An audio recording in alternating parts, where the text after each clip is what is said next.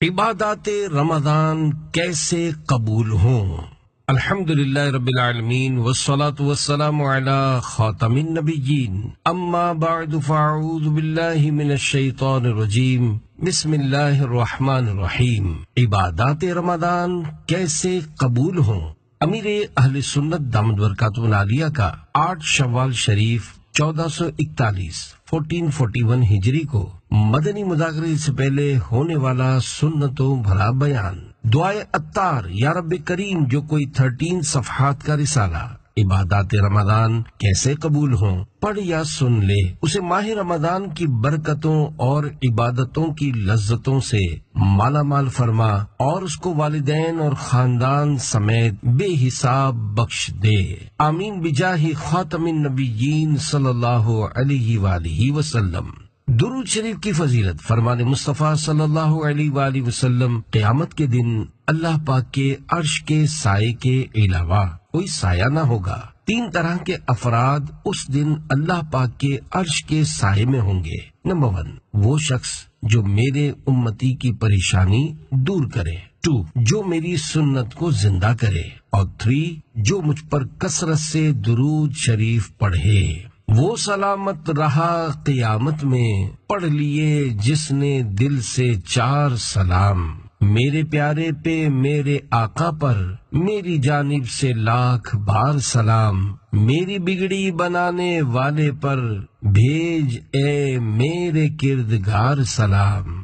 صلو علی الحبیب صلی اللہ علی محمد۔ اے عاشقان رمضان، کچھ دن پہلے ہی کی تو بات ہے کہ ماہ رمضان مبارک کے آنے کا پرکیف شور اٹھا تھا، مگر دیکھتے ہی دیکھتے رمضان مبارک کا رحمتوں بھرا پیارا پیارا مہینہ تشریف لے گیا۔ اللہ پاک ہمیں اس ماہ مبارک کی حقیقی محبت نصیب فرمائے، اور اس مبارک مہینے میں ہم سے جو ٹوٹی پھوٹی عبادات ہوئیں انہیں اپنی رحمت سے قبول کرے، اور عبادت میں ہونے والی کوتاہیوں کو معاف فرمائے، آمین بجاہ خاتم النبیین صلی اللہ علیہ وآلہ وسلم۔ تڑپا کے رمضان چلا ہے۔ اے عاشقان رسول، رمضان مبارک کی برکتوں کی بھی کیا کہنے؟ اس ماہ مقدس کی آمد سے پہلے ہی گھروں میں تیاریاں شروع ہو جاتی ہیں۔ اس مبارک مہینے کا ایک اپنا ہی مزہ اور سرور ہوتا ہے جو دیگر ایام میں نہیں پایا جاتا۔ جیسے ہی رمضان مبارک کا چاند نظر آتا ہے تو دل پر ایک عجیب کیفیت طاری ہو جاتی ہے، جس کے سبب انسان خود ہی عبادت کی طرف مائل ہو جاتا اور مسجد میں آنے لگ جاتا ہے۔ اور پھر جیسے ہی عید کا چاند نظر آتا ہے تو رمضان مبارک کے عاشق کا دل غم میں ڈوب جاتا ہے، مسجدیں خالی ہو جاتی ہیں، دین کا درد رکھنے والے کو مسجدوں کی ویرانی تڑپا کر رکھ دیتی ہے۔ گویا رمضان مبارک کے جانے پر فضائیں بھی غمگین اور ہوائیں بھی سوگوار ہو جاتی ہیں۔ یہ ہر کسی کی اپنی فیلنگز یعنی جذبات ہوتے ہیں۔ کسی کو غم زیادہ ہوتا ہے تو اس کو بالکل چین نہیں آتا، جیسے کسی قریبی عزیز کا انتقال ہو جائے تو چین نہیں آتا۔ ایسی ہی فیلنگز بعض خوش نصیبوں کی رمضان مبارک کی رخصتی پر ہوتی ہیں کہ ہائے افسوس، رمضان کا بابرکت اور نہایت عظمت و شان والا مہینہ ہم سے رخصت ہو گیا۔ وہ سب کچھ چلا گیا جو رمضان کی وجہ سے ہمیں نصیب ہوا تھا۔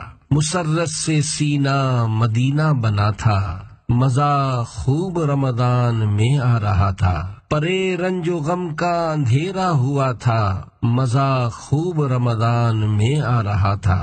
خبر جب کہ رمضان کی آمد کی آئی تو مرجھائے دل کی کلی مسکرائی، کیا ابرے کرم نور برسا رہا تھا، مزہ خوب رمضان میں آ رہا تھا۔ ترانے خوشی کے فضا گنگناتی، ہوا بھی مسرت کے نغمے سناتی، جدھر دیکھیے مرحبا مرحبا تھا، مزہ خوب رمضان میں آ رہا تھا۔ مجھے ماہ رمضان کا غم دے الہی، مٹا حب دنیا کی دل سے سیاہی، مزہ فانی سنسار میں کیا رکھا تھا، مزہ خوب رمضان میں آ رہا تھا۔ صلو علی الحبیب صلی اللہ علی محمد۔ رمضان مبارک کی یاد کا انوکھا انداز۔ پہلے کے لوگ رمضان مبارک کو یوں یاد رکھتے کہ رمضان شریف سے 6 مہینے 6 months پہلے اللہ پاک سے رمضان شریف کو پانے کی دعائیں مانگتے رہتے، اور پھر رمضان شریف کے تشریف لے جانے کے بعد 6 ماہ تک اس ماہ مبارک میں کی جانے والی عبادت کی قبولیت کی دعائیں کرتے رہتے۔ الحمدللہ ہمیں بھی سارا سال رمضان مبارک کا انتظار رہتا ہے، بلکہ بعض خوش نصیب تو سارا سال یہ دعا مانگتے ہیں، اللہم بلغنا رمضان بصحت وعافیہ، یعنی اے اللہ پاک ہمیں صحت و عافیت کے ساتھ ماہ رمضان سے ملا دے، آمین، بجاہ خاتم النبیین صلی اللہ علیہ وآلہ وسلم۔ رمضان کریم سے امیر اہل سنت کا اظہار محبت۔ الحمدللہ یہ مجھ پر اللہ پاک کی نعمت، اللہ پاک کی رحمت اور اللہ پاک کا کرم ہے کہ مجھے آج سے نہیں بچپن سے رمضان شریف سے پیار ہے، جب سے ہوش سنبھالا ہے رمضان مجھے اچھا لگتا ہے۔ خدا کی قسم رمضان رحمت کا دریا ہے، میں انتظار کر رہا تھا کہ رمضان آ جائے، جب رمضان آیا تو اب میں رحمت کے دریا میں آ گیا۔ الحمدللہ جان میں جان آ گئی، جب بھی آتا ہے رمضان جان میں آ جاتی ہے جان، خوب ہے رمضان کی بھی شان، اس میں اترا ہے قرآن۔ رمضان مبارک کو یاد رکھنے کے مختلف طریقے، کاش اللہ پاک ہمیں غم رمضان نصیب فرمائے، ایسا کرم ہو جائے کہ ہم سارا سال ہی رمضان مبارک کو یاد رکھیں۔ اس کے مختلف طریقے ہو سکتے ہیں، مثلا ایک مخصوص ڈائری بنا کر رکھیں کہ جس میں آمد رمضان کی تاریخ اور اس کے رخصت ہونے کی تاریخ لکھی جا سکے۔ یوں ہی اس ڈائری میں اپنے وہ اوراد و وظائف بھی لکھتے رہیں جو آپ رمضان شریف میں پڑھتے ہیں، اور بعد میں اس ڈائری کو پڑھ کر رمضان کی یاد تازہ کرتے رہے، کیونکہ رمضان مبارک کی کچھ نہ کچھ یاد تو ہونی چاہیے۔ میرے بائیں ہاتھ کی کلائی پر ایک زخم کا نشان ہے جسے میں بسا اوقات چوم بھی لیتا ہوں، اس لیے کہ مجھے یہ زخم 2015 کے رمضان مبارک میں ہوا تھا۔ رمضان کی یاد دیر تک باقی رکھنے کے لیے میرا تجربہ ہے، اس مبارک مہینے کے رخصت ہونے کے بعد جتنا ہو سکے انسان اپنی زبان بند رکھ کے اس پر خاموشی کا تالا لگا لے، اور رمضان مبارک کی فضیلت کو اپنے ذہن میں یاد کر کے جہاں بولنے کی ضرورت ہو صرف وہیں بولے۔ اس طرح کرتے رہنے سے آہستہ آہستہ رمضان مبارک کی یاد میں رونا بھی نصیب ہو جائے گا انشاءاللہ۔ رمضان کریم کی یاد دل میں بڑھانے کے لیے شعبہ ہفتہ وار رسائل کی طرف سے امیر اہل سنت دامت برکاتہم العالیہ کی رمضان مبارک میں لکھی جانے والی کئی تحریرات کو رسائل کی شکل میں یاد رمضان قسط 1، 2 اور 3 کے نام سے پیش کیا گیا ہے۔ خلیفہ امیر اہل سنت اور رمضان الکریم کی یاد۔ ایک مرتبہ میرے بیٹے یعنی خلیفہ امیر اہل سنت الحاج عبید رضا عطاری مدنی مد ظلہ العالی نے بتایا کہ میری عادت ہے کہ اس سال بھی رمضان مبارک کی یاد کے لیے میں نے شعبان شریف کے آخری دن غروب آفتاب کا وقت اپنی گھڑی میں بطور الارم لگا دیا۔ روزانہ جب وہ بجتا ہے تو مجھے رمضان مبارک کی یاد دلاتا ہے۔ اسی طرح جب صبح بہارا کا وقت آتا ہے تب بھی میں ایسا ہی کرتا ہوں۔ نفل روزوں کی تحریک۔ الحمدللہ رمضان شریف کی یاد کو باقی رکھنے کے لیے دعوت اسلامی کی مجلس اصلاح اعمال کی طرف سے نفل روزوں کی بھی تحریک جاری ہے، جن کی 3 صورتیں کیٹیگریز ہیں۔ نمبر 1 ایام منہیہ یعنی عید الفطر، عید الاضحیٰ، نیز 11، 12 اور 13 ذی الحج کے علاوہ پورا سال روزے رکھنا۔ 2 صوم داودی یعنی ایک دن چھوڑ کر ایک دن روزہ رکھنا، یا اپنی سہولت کے اعتبار سے مہینے میں 15 دن روزے رکھنا، لیکن صوم داودی والی فضیلت تب ہی ملے گی جبکہ ایک دن چھوڑ کر ایک دن روزہ رکھا جائے۔ صوم داودی سے متعلق اللہ پاک کے آخری نبی صلی اللہ علیہ وآلہ وسلم نے ارشاد فرمایا، اللہ پاک کے نزدیک سب سے پسندیدہ روزہ حضرت داود علیہ السلام کا روزہ ہے کہ وہ ایک دن روزہ رکھتے اور ایک دن نہ رکھتے۔ 3 ہفتے میں کم از کم ایک روزہ رکھنا۔ بہرحال پیر شریف کا روزہ تو سب کو رکھ لینا چاہیے کہ یہ سنت ہے۔ پیارے آقا صلی اللہ علیہ وآلہ وسلم ہر پیر شریف کو روزہ رکھتے تھے۔ جب اس کا سبب پوچھا گیا تو آپ صلی اللہ علیہ وآلہ وسلم نے فرمایا، میں اس دن پیدا ہوا ہوں، اسی طرح جمعرات کا روزہ بھی سنت ہے۔ اللہ پاک کے آخری نبی صلی اللہ علیہ وآلہ وسلم پیر اور جمعرات کو روزہ رکھنا پسند فرماتے تھے۔ آپ صلی اللہ علیہ وآلہ وسلم نے ارشاد فرمایا، پیر اور جمعرات کے دن اعمال اللہ پاک کی بارگاہ میں پیش ہوتے ہیں۔ مجھے یہ پسند ہے کہ جب میرا عمل پیش ہو تو اس وقت میں روزے سے ہوں۔ تمام عاشقان رسول کو چاہیے کہ رمضان الکریم کی یاد کو باقی رکھنے کے لیے نفلی روزوں کی عادت بنائیں۔ اللہ پاک نے چاہا تو اس سے دیگر اسلامی بھائیوں اور اسلامی بہنوں کو بھی ترغیب ملے گی انشاءاللہ۔ نظر چاند رمضان کا جس وقت آیا، ہوا رحمتوں کا زمانے پہ سایہ، افق پر بھی ابر کرم چھا گیا تھا، مزہ خوب رمضان میں آ رہا تھا۔ مجھے ماہ رمضان کا غم دے الہی، مٹا حب دنیا کی دل سے سیاہی، مزہ فانی سنسار میں کیا رکھا تھا، مزہ خوب رمضان میں آ رہا تھا۔ صلو علی الحبیب صلی اللہ علی محمد۔ رمضان کے بعد بھی عبادات جاری رکھیے۔ اے عاشقان رمضان، آپ کو رمضان مبارک کے روزے رکھنا، تراویح پڑھنا، قرآن کریم کی تلاوت کرنا بہت بہت مبارک ہو۔ اللہ کریم ان عبادتوں کو آپ کی اور آپ کے صدقے میری بے حساب بخشش کا ذریعہ بنائے۔ یاد رکھیے، جس خدائے عظیم کی آپ نے ماہ رمضان مبارک میں عبادت کی ہے، وہی خدائے رحیم و کریم سارے مہینوں کا بھی خالق یعنی پیدا کرنے والا ہے۔ اے کاش ہم اپنی عبادات سے ماہ رمضان تک محدود رکھنے کے بجائے سارا سال بلکہ ساری ہی زندگی اللہ پاک اور اس کے آخری نبی صلی اللہ علیہ وآلہ وسلم کی اطاعت میں گزارنے کی سعادت پاتے۔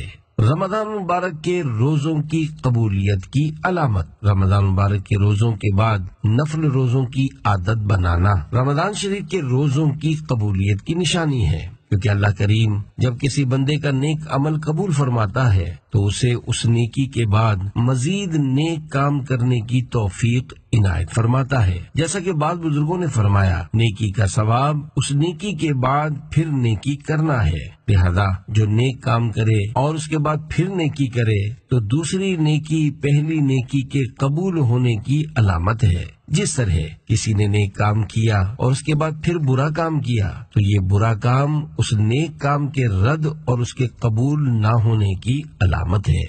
رمضان کے بعد روزے، حضرت امام شعبی رحمت اللہ علیہ فرماتے ہیں، رمضان کے بعد ایک روزہ رکھنا مجھے عمر بھر روزہ رکھنے سے زیادہ پسند ہے۔ الحمدللہ کئی عاشقان رسول رمضان شریف کے گزرنے کے بعد شوال شریف میں بھی روزے رکھتے ہیں۔ شوال شریف کے روزوں کی تو کیا ہی بات ہے، چنانچہ 3 فرامین مصطفیٰ صلی اللہ علیہ وآلہ وسلم پیش خدمت ہیں۔ نمبر 1، جس نے رمضان کے روزے رکھے پھر 6 دن شوال میں رکھے تو اپنے گناہوں سے ایسے نکل جائے گا جیسے اس دن تھا جس دن اس کی ماں نے اسے جنا تھا۔ 2، جس نے رمضان کے روزے رکھے پھر ان کے بعد 6 دن شوال میں رکھے تو ایسا ہے جیسے دہر کا یعنی عمر بھر کے لیے روزہ رکھا۔ 3، جس نے عید الفطر کے بعد شوال میں 6 روزے رکھ لیے تو اس نے پورے سال کے روزے رکھے کہ جو ایک نیکی لائے گا اسے 10 ملیں گی، تو ماہ رمضان کے روزے رکھنا 10 مہینے کے روزوں کے برابر، اور ان 6 دنوں کے روزے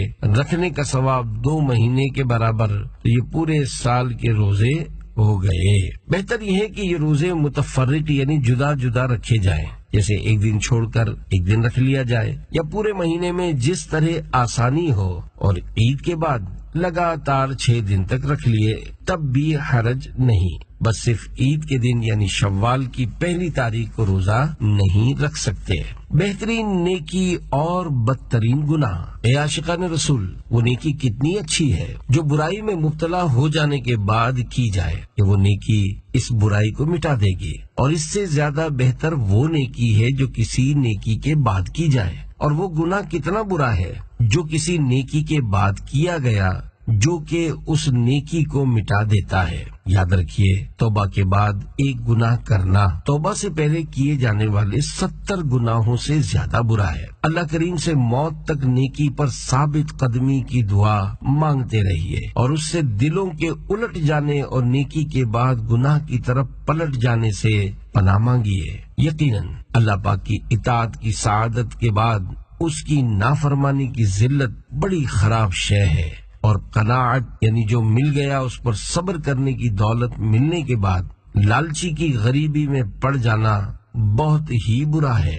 نوجوانوں اور بوڑھوں کو نصیحت۔ اے نوجوانوں، اگر آپ نے گناہوں کو چھوڑنے پر صبر کر لیا تو خواہش نفس کی لذت کو چھوڑنے کے بدلے میں ایمان کی حلاوت یعنی مٹھاس آپ کے دلوں میں رکھ دی جائے گی، کیونکہ جس نے کسی شے کو اللہ پاک کے لیے چھوڑ دیا تو اسے اس سے بہتر شے عطا کی جاتی ہے۔ یہ خطاب تو نوجوانوں سے ہے۔ رہا بوڑھا شخص تو وہ اگر رمضان مبارک کے تشریف لے جانے کے بعد گناہ کا عادی ہو جائے تو یہ اور بھی زیادہ بری اور قبیح بات ہے، کیونکہ نوجوان کو تو اپنی عمر کے آخر میں توبہ کی طرف آ جانے کی کچھ نہ کچھ امید لگی ہوتی ہے۔ حالانکہ توبہ کی امید پر گناہ کرنا بھی سخت خطرے والی بات ہے، کیونکہ موت کبھی جلد اور اچانک بھی آ جاتی ہے، جبکہ بوڑھے شخص کی سواری تو امیدوں کے سمندر کے ساحل پر پہنچ چکی ہوتی ہے، یعنی بوڑھا شخص تو موت کے بالکل قریب پہنچ چکا ہوتا ہے، اور اس کی طرف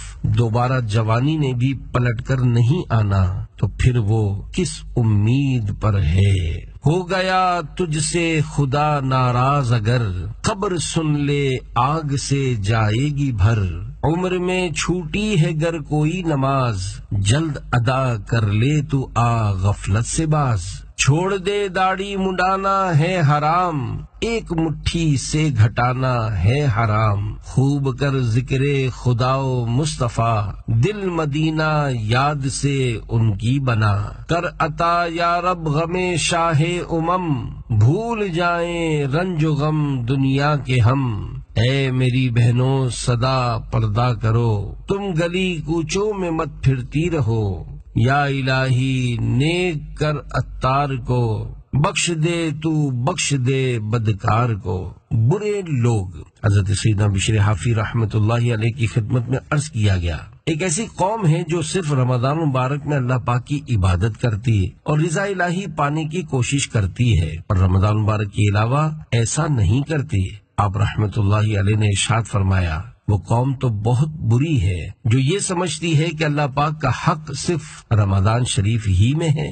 بے شک نیک بندہ تو وہ ہے جو سارا سال اللہ پاک کی عبادت کرتا اور اس کی رضا حاصل کرنے کی کوشش میں لگا رہتا ہے۔ ایک اہم مسئلہ باہر شریعت میں ہے، جو شخص صرف رمضان میں نماز پڑھتا ہے، بعد میں نہیں پڑھتا اور کہتا یہ ہے کہ یہی بہت ہے یا جتنی پڑھی یہی زیادہ ہے، کیونکہ رمضان میں ایک نماز 70 نماز کے برابر ہے، ایسا کہنا کفر ہے، اس لیے کہ اس سے نماز کی فرضیت کا انکار معلوم ہوتا ہے۔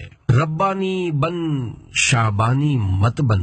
کسی نے حضرت شیخ ابو بکر شبلی رحمت اللہ علیہ سے پوچھا کہ رجب افضل ہے یا شعبان؟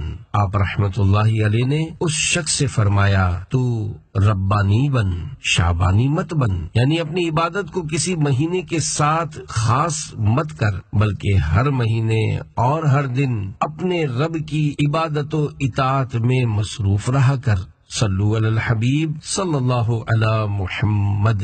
عبادت کی توفیق ملنے پر شکر کا طریقہ۔ بعض بزرگان دین رحمت اللہ علیہم کو جب اللہ پاک نے رات کو عبادت کرنے کی توفیق عنایت فرمائی تو انہوں نے اس نعمت کے شکر میں دن کو روزہ رکھ لیا تاکہ رات میں کی جانے والی عبادت کا شکر ادا ہو جائے۔ یاد رکھیے، وہ نیک اعمال جن کے سبب بندہ رمضان مبارک میں اللہ پاک کا قرب یعنی نزدیکی حاصل کرتا تھا، رمضان شریف گزرنے کے بعد ان نیک کاموں کو کرنے کا وقت ختم نہیں ہو جاتا، بلکہ جب تک بندہ زندہ ہے تب تک ان نیک کاموں کو کرنے کا وقت اس کے لیے باقی رہتا ہے۔ قیامت میں حسرت ہوگی۔ اے عاشقان رسول، اللہ پاک سے محبت کرنے والا نوافل کے ذریعے اپنے مالک و مولا کا قرب یعنی نزدیکی پانے سے باز نہیں اگتا تھا۔ یعنی نزدیکی پانی سے نہیں اگتا تھا۔ جس بندے کے اوقات رب کائنات کی اطاعت و فرما برداری سے خالی ہوں، بے شک اس نے نقصان اٹھایا، اور جس کا کوئی دن اللہ کریم کی یاد سے غفلت میں گزرا تو قیامت میں وہ دن اس کی حسرت کا باعث ہوگا۔ ہائے افسوس اس پر جس نے اللہ پاک کی فرما برداری کے بغیر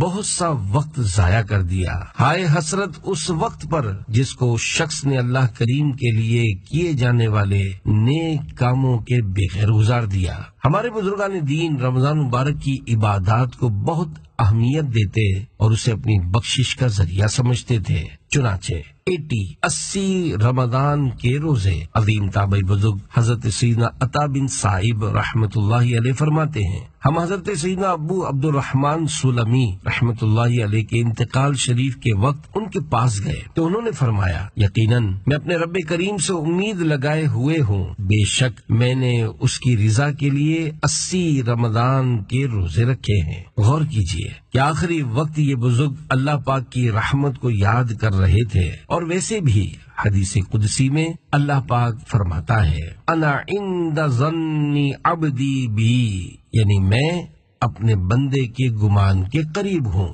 خاص طور پر آخری وقت میں تو اللہ پاک سے اچھی امید رکھنی چاہیے۔ حکیم الامت حضرت مفتی احمد یار خان رحمت اللہ علیہ لکھتے ہیں، اگر بندہ معافی کی امید کرتا ہوا مر جائے تو انشاءاللہ اسے معافی ہی ملے گی۔ اللہ پاک ہمیں بھی اس بات کی توفیق عطا فرمائے کہ ہمیں بھی اس سے حسن ظن کی نعمت نصیب ہو جائے۔ مگر آج کل بعض نادان یہ کہہ دیتے ہیں کہ ہم گناہ گار ہیں، اس لیے ہم تو جہنم میں جائیں گے۔ ایسوں کے لیے پورا خطرہ ہے کہ ان کی بات پوری ہو جائے، اس لیے ایسا ہرگز نہیں کہنا چاہیے۔ معاذ اللہ کتنے ہی گناہ کیے ہوں، اگرچہ گناہ کرنے نہیں چاہیے، لیکن اگر ہو گئے ہوں تب بھی اللہ پاک کی رحمت سے نظر نہیں ہٹانی چاہیے، اور کبھی بھی یہ نہیں کہنا چاہیے کہ مجھے تو بس سزا ہی ملے گی، بلکہ اللہ پاک کی رحمت سے اچھی امید رکھتے ہوئے توبہ کرنی چاہیے، اور جان بوجھ کر گناہ کرنا تو دور کی بات بلکہ گناہ کے قریب بھی نہیں جانا چاہیے۔ اچھی نیتیں فرما لیجئے، اے عاشقان رسول،